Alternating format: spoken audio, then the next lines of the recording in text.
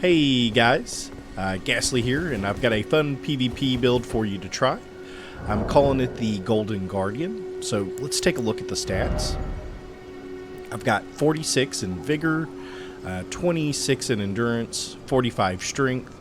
I put 20 in Dex, and then I've got 12 points in Faith. Really, Faith could have been 10 points. We just wanted to have access to some of the spells here. Go ahead and get over to the spells that we're using. Here we go. Yeah, so what we wanted was magic fortification, just to help with mages that spam and that kind of thing. The other one that we really wanted access to here was that Beastal Sling. Really good at finishing somebody that's just got like a tick of health left. And really think that's an awesome spell. Alright, now let's take a look at the equipment. So, basically, the most important weapon of the build, the Golden Halberd, doesn't do anything crazy, but honestly, just such a solid weapon. I think that it's undervalued by a lot of people. The poke, the choices that you have with this weapon's just all around really good. Now, I had somebody reach out to me, Hope Pro, had told me that I should really be giving this weapon a try. Does better damage than what the parry dagger did. Also, the crit range is pretty high on this. Does a critical of 140. I believe it's the highest in the game. So basically, I've got a parry tool. That's what I'm using the brass shield for. And so if I do land a parry, I try to remember to switch to the dagger and get a ton of crit damage. And then we've got the claw mark. We're basically just trying to increase our beastal incantations there. And the armor. Really, the armor could be anything with high poise. I kind of just went with the gold armor here just for the fashion of it. But definitely you could customize this to whatever you wanted. And we've got our talisman, Erdtree's Favor +2. I took this one off so that you could see the stats I had, but really what we're going to be using is Radagon's Sourcehill. There we go. I think that it's worth taking the extra damage just in the amount of stats that it gives you.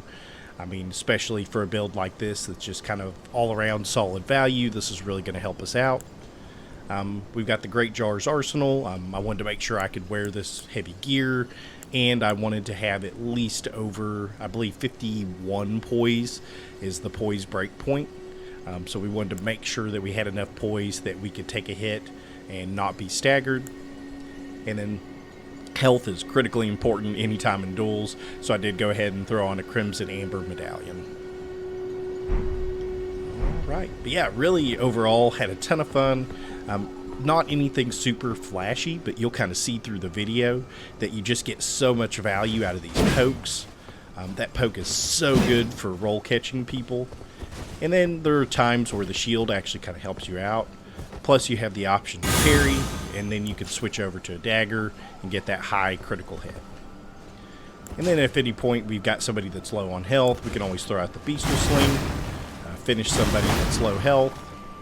And if I were dealing with mages, sometimes I would pop this on just to help kind of take the bite off of, say, like the Moon Veil katana. I'm butchering that name, I think. But, you know, the katana that everybody spams their weapon art. Okay. Well, I hope you enjoy. Let's go ahead and get into the video. Hey!